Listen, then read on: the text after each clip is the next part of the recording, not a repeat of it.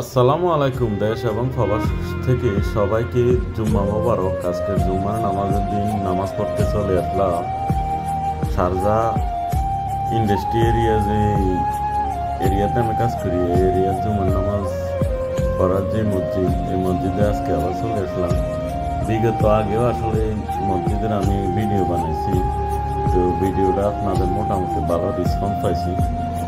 আসলে প্রবাসের মাটিতে থেকে আসলে প্রবাসীরা ভিডিও বানাইতে অনেক ঝামেলা, তার কারণ সময় তো পাইতেছে না। সময় খুঁজবে সকাল 7টাতে যদি একটা লোক বাইরে হয়, রাত্রে যদি 8টা 9টা বা 7টাতে যদি রুমে ফিরে পরে খাবার দাবার বানায়, আসলে বেশি সময় হাতে পায় না। তারপরও আসলে প্রবাস থেকে চেষ্টা করি কিছু ভিডিও বানানোর জন্য এবং আপনাদের সামনে উপস্থাপন করেন, আপনাদের সামনে যে এই দেশের যে দৃশ্য এবং কি ভিউ, এগুলো আসলে আপনাদের সামনে তুলে ধরার প্রতিনিয়ত চেষ্টা করি। আসলে ভিডিও বানাইতে অনেক কষ্ট, এরপরও যদি আপনারা দেখে যদি ভালো লাগে, ভালো লাইক কমেন্ট করেন, অবশ্যই ভিডিও বানাইও সার্থক। তো আসলে আরব কালচার যে মসজিদগুলো আছে, মসজিদগুলো দেখতে অনেক সুন্দর। দেখেন মসজিদের যে মিনারটা অসম্ভব সুন্দর।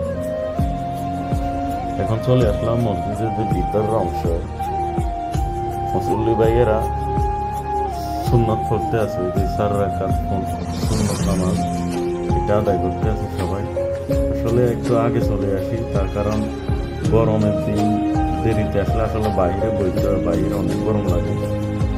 যদি একটু আগে দিয়ে আসা যায় তাহলে ভিতরে আরামসে বসে নামাজ পড়ো, আল্লাহ যদি সময় পায় তাহলে কোরআন তেলাওয়াত করা যায়। এই কারণে আসলে জুমার নামাজের দিন কাজ যদি না থাকে, যতটা জলদি যতটা তাড়াতাড়ি আসলে মসজিদে প্রবেশ করা যায় ততই ভালো। তার কারণ এবাদতের সময় ভালো সময় যদি আল্লাহর কাছে না দিতে পারি তাহলে এই দুনিয়াতে আসাও আসলে আমরা ব্যর্থ। জুম্মার নামাজ হচ্ছে গরিবের জন্য হজের দিন। এই হজের দিন আসলে সবাই আসলে নামাজে আসা উত্তম। অনেক ভাই দেখি শুয়ে থাকে, আসে না। আসলে এটা ঠিক না। আজ করি না কাল করি, কাল করি না পরশু নামাজ পড়ি না। আসলে এরকম করতে করতে আমাদের জীবনটা আসলে চলে যাচ্ছে। নামাজ পড়ার সময় আসলে আমরা বাইরে করতে পারি না নিজের অলসতার কারণে।